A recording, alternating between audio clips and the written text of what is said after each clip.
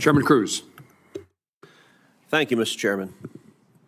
On March 1st, multiple commercial aircraft landing at DCA reported receiving a traffic alert collision avoidance system, a TCAS resolution advisories, as they were preparing to land, advising pilots of an impending threat from above and in some cases directing the crews to take evasive action by descending. I think we were all alarmed that just a few weeks after the tragedy, commercial pilots were being told they were at imminent risk of a deadly mid-air collision. It's now come to my attention that these warnings were caused by the Secret Service and the U.S. Navy improperly testing counter-drone technology at DCA. Apparently, the Navy was using the same spectrum band as TCAS, causing the interference and faulty resolution advisories, even though the FAA had previously warned the Navy and the Secret Service against using that specific spectrum band due to interference risks. Acting Administrator Rocheleau, is that correct? Yes, sir, that's correct.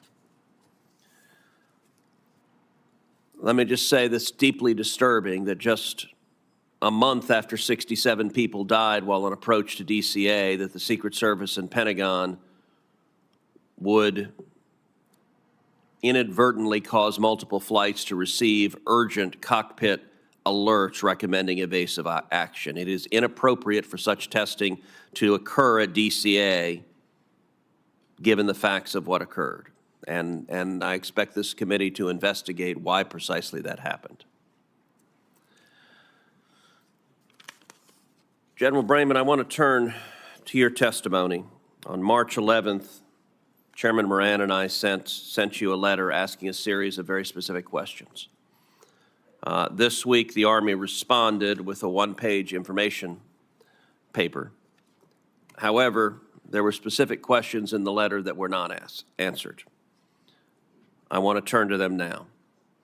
We asked you specifically, how frequently does the Army turn off ADS-B out transmission? Chairman Cruz, as I stated in the discussion about how we approve the missions, a mission would have to fall into the category as defined in the federal regulation and Army policy. It must have national security implications and be sensitive in nature to be able to do that mission. General, you're not answering my question. My question is, how frequently is ADS-B out turned off? I wasn't asking what the standard is. I was asking the frequency. I can take the number for record, Senator, but I can tell you the types of missions and the majority of the missions they fly are missions associated with that national security mission.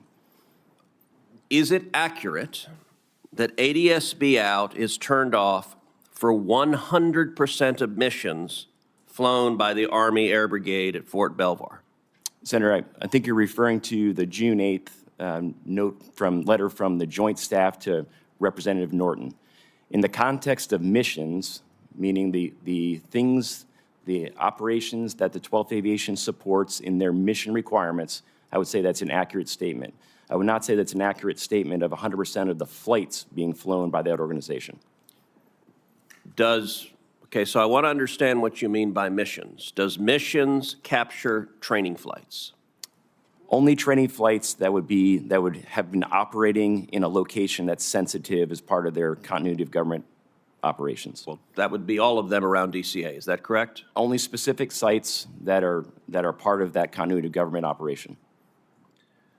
In your one-pager, you said 75% of the flights are mission rehearsal readiness flights. Are those operated with ADS-B out? They are, Senator, yes. So right now, today, the Army is flying helicopters in and around DCA Airport with ADS-B out turned off. Is that correct? When conducting their NORTHCOM directed mission, that is correct. I have to say I find that shocking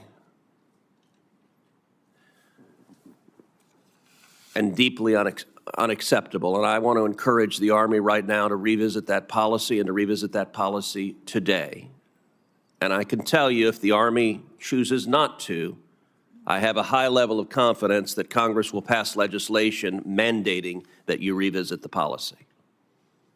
If today another accident occurs over DCA with another helicopter that had ADS-B out turned off,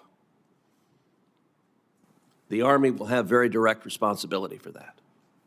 And I am at a loss to come up with any justification for risking the lives of the traveling public with that decision. You can't change the decisions made yesterday, but you can change decisions made forward. Now, it's my understanding the Army has a memo, August 9th, 2024, entitled ADS-B Out Off Operations in the National Airspace. My staff requested that memo from you, and my understanding is your team declined to provide it. That is also unacceptable. I want to ask you at this hearing, will you commit to providing that memo to this committee? Senator, I'll commit to reviewing the information and getting what we can to you. Absolutely.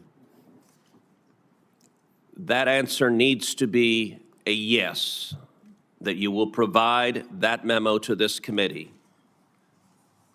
Senator, we'll review that and we'll look at the ability to give it to the committee. Absolutely.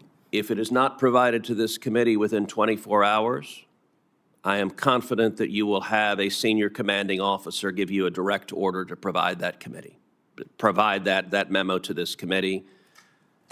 And I just want to underscore, there's no reason the Army has to wait for the conclusion of the NTSB report to revisit your policy on ADS-B out. You can do so right now. And I got to tell you, I spent this morning looking in the eyes of family members who lost family members. I don't know how I would do it tomorrow to another room of family members who lost loved ones because yet another helicopter was flying with ADS-B out. And so I cannot urge you more strongly, change that policy right now.